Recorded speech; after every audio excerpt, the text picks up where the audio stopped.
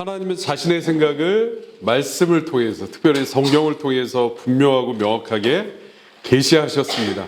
우리가 지난 예전에 배웠던 것처럼 계시라는 건 뭐냐면 하나님의 그 감추어진 뜻을 밝히 보여주시는 거예요. 밝히 보여주시는 것. 그래서 누구든지 진지한 마음과 생각으로 하나님의 말씀을 읽고 연구하고 성령 하나님의 도우심을 구하면서 진작에 읽으면 깨닫지 못할 사람이 아무도 없다는 거예요. 그죠? 그래서 하나님의 뜻을 분명하게 발견할 수 있습니다. 그래서 우리의 예배뿐만 아니라 우리의 삶의 모든 요소는 우리가 나면서부터 가지고 있는 생각이나 또 어떤 경험을 가지고 결정하는 게 아니라 오직 하나님의 말씀을 가지고 그 말씀을 기준으로 삼아서 결정을 해야 하는 것이에요. 그래서 우리가 요즘 배우고 있는 웨스트민스터 신앙고백서 오후 시간에 담임 목사님이 잘 가르쳐주고 계시는데 그 제1장이 뭐예요? 무엇에 관하여? 성경에 관하여. 거기에 이런 문구가 있어요. 우리 신앙 선배님들이 잘 정리해 주셨는데, 자, 빨간색 같이 한번 읽어봅시다. 시작. 신앙과 삶의 유일한 규범으로 주신 성경. 우리의 신앙뿐만 아니라, 그러니까 우리의 구원을 위해서 성경이 필수적인데, 신앙적인 면뿐만 아니라 우리의 삶의 모든 기준이 성경이 되어야 한다.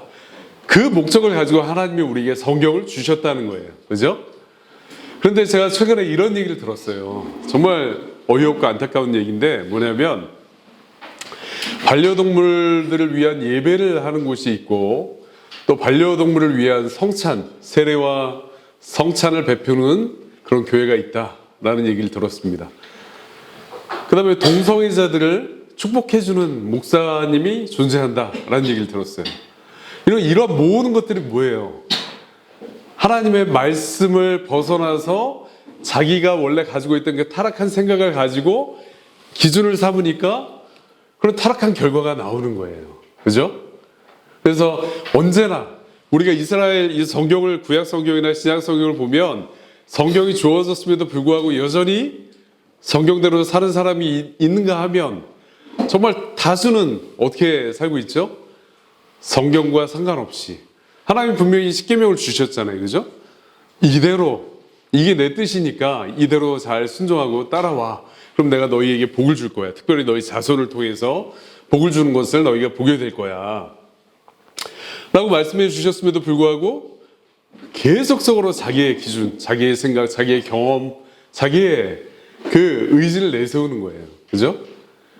근데 우리 하나님께서 성경을 주신 것은 단지 우리의 구원만을 위해서 주신 것이 아니라 우리의 삶의 모든 것들을 총괄하는 기준으로서 주신 것입니다.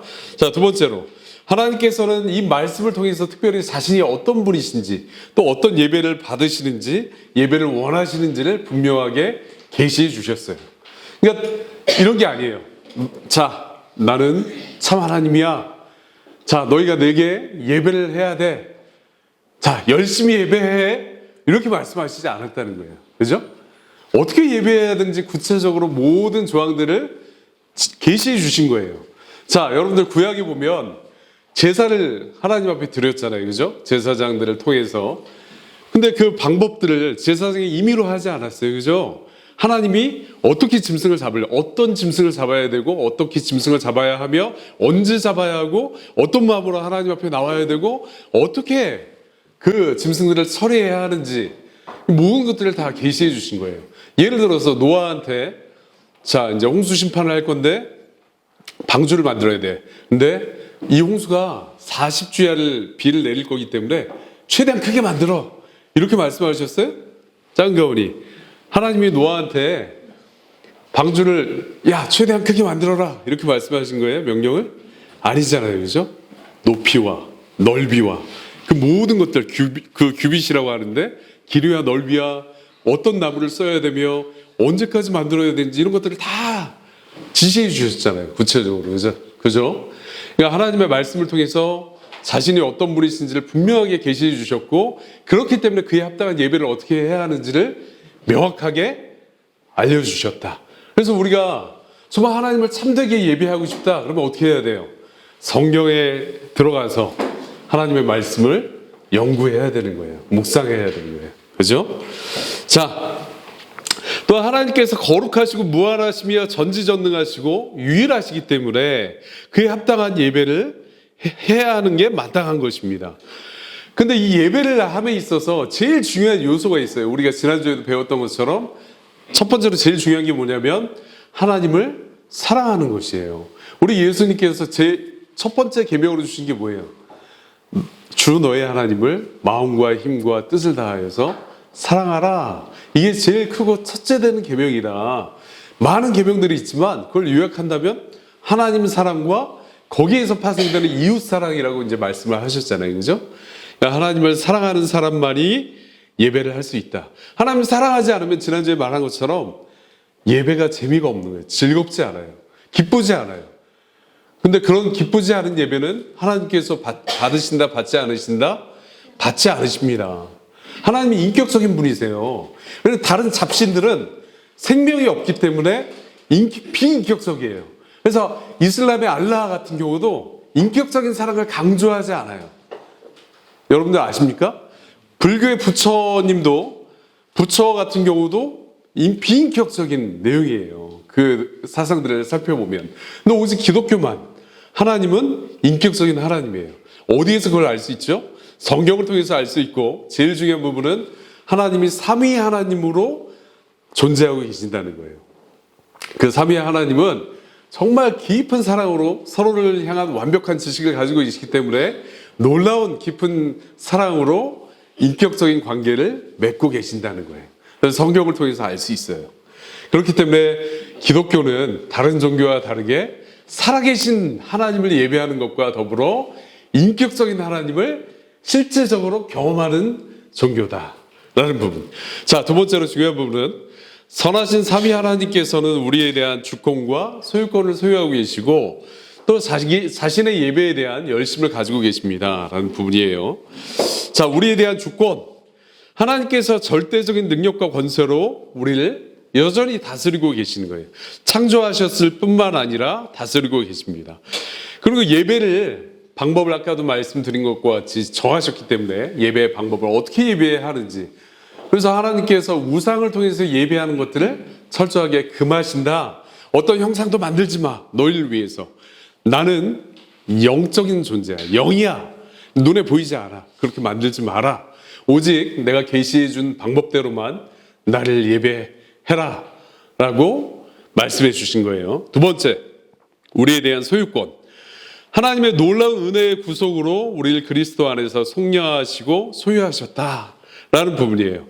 그래서 우리는 특별히 애굽 안에 있던 이스라엘 백성과 같은 처지였다고 지난 시간에 얘기를 말씀을 드렸어요. 그게 뭐냐면 마치 애굽에서 종노릇하면서 해방을 꿈꾸지 못하는 400년 넘게 너무나 당연하게 그냥 그 종노릇하는 게 당연한 것처럼 살아왔던 이스라엘 백성들처럼 우리도 죄와 사망의 종노릇을 하고 있었던 존재잖아요. 그죠? 그게 너무 당연한 거예요. 죄가 막 이렇게 우리 안에서 눈 떠서 이렇게 활동하다 보면 죄악된 마음들이 막 이렇게 분출되어 나오는데 그 이전에는 너무 당연했던 모습이었어요. 죄를 먹고 마시고 숨 쉬는. 마치 우리가 숨 쉬듯이 죄를 지었잖아요. 그죠? 여러분들 진지하게 여러분들이 죄를 한번 질 때마다 회개를 한번 해보세요. 그럼 여러분들 아마 숨 막혀서 살기 힘드실 거예요. 그죠? 몇 번 못 할 거예요, 하루에. 그래서 점점 이제 성화되는 과정에서 이제 그런 것들을 보게 될 것입니다. 세 번째. 자, 하나님께서 자신에게 예배하는 자들을 어떻게 하신다고 그랬죠? 지난 시간에 내 앞에서라는 표현을 통해서 하나님이 모든 것을 아시는 하나님께서 주의 깊게 살펴보신다라고 말씀하셨잖아요. 그죠? 자신 앞에 나오는 저와 여러분들 오늘 지금 하나님 앞에 나왔잖아요. 지난 주일날 오후에 무소부재 하나님을 배웠잖아요. 어디 있던 우리가 어디에서 예배하든 간에 하나님께서 그곳에 함께 하시고 예배를 받으신다. 주목하고 계신다라는 부분이에요. 주의 깊게 여러분들의 마음을 지금도 살피고 계신다는 거예요. 그래서 예배할 때 어떻게 해야 됩니까? 정말 경건한 마음과 몸가짐으로 하나님 앞에 나와야 돼요. 합당하게. 하나님께서 분명히 성경을 통해 말씀하신 바와 같이 나는 나를 존중하는 자를 존중할 것이고 나를 함부로 멸시하는 자는 내가 멸시할 것이다. 그래서 그 합당한 마음을 가지고 나오지 않는 예배는 하나님께서 멸시하시는 예배예요. 아시겠습니까? 정말 여러분들 하나님을 존중하고 하나님을 높이 합당하게 높이 여기고 마땅히 영광을 받으실 분께 찬양하고자 하는 마음으로 이 자리에 나왔다면 하나님께서 기쁨으로 그 예배를 받아주신다는 거예요. 그렇게 그런 마음으로 드리는 헌금 하나님께서 기쁨으로 받으신다는 거예요. 그런 기도 받아주신다고 말씀하여 주셨어요. 자, 오늘은 이 하나님께서 분명하게 모든 것을 성경을 통해서 계시해 주셨다. 예배의 방법까지. 또 하나님 자신이 어떤 분이신가를 분명하게 알려주셨다. 그렇기 때문에 우리는 그에 합당하게 예배하는 것이 당연한 것이다. 그래서 늘 이렇게 예배하려면 끊임없이 우리가 성경 안에 들어와 있어야 돼요. 성경을 끊임없이 공부하고 묵상하고 기도하는 사람만이 이런 예배를 할 수 있는 거예요. 자, 기도하겠습니다.